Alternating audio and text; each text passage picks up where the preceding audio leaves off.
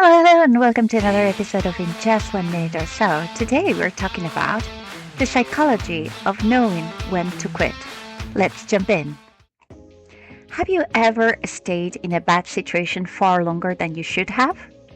Maybe it was a project that was clearly failing, or a job that wasn't going anywhere, or a difficult relationship at work that kept draining your energy. Most people think resilience means pushing through no matter what. Sometimes resilience means knowing when to walk away.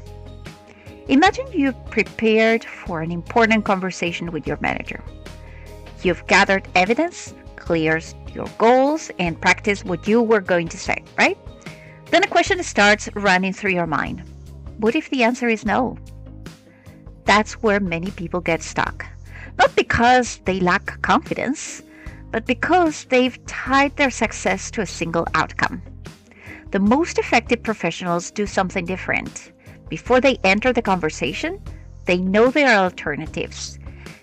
If the conversation doesn't go their way, what's next? Could you gain more experience and revisit the conversation later? Could you pursue opportunities elsewhere? Could you adjust your expectations and focus on a different goal?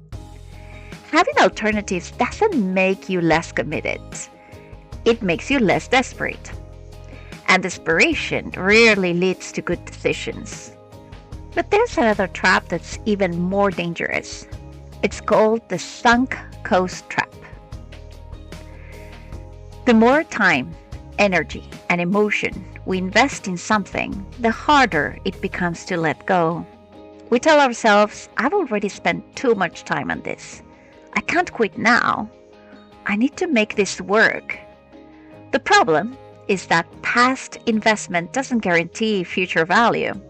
Sometimes people stay in toxic situations for years because leaving feels like admitting defeat.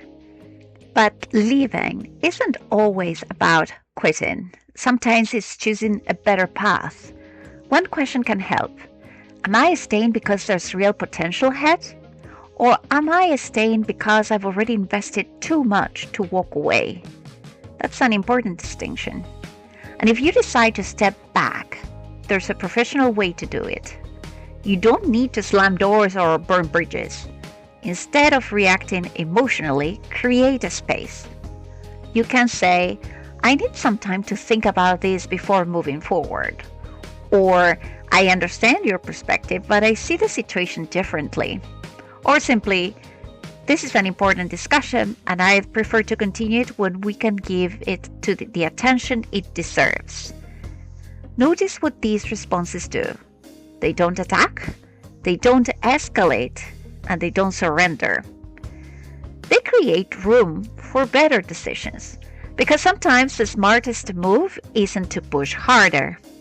It is to pause, reassess, and choose your next step intentionally. The strongest professionals aren't the ones who never walk away.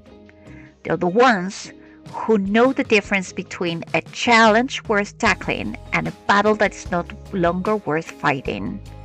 Resilience isn't about staying at all costs.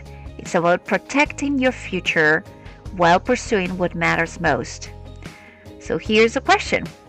What's harder for you? Having the difficult conversation or knowing when it's time to move on? And that's all for today. Thank you for joining us. See you in the next episode.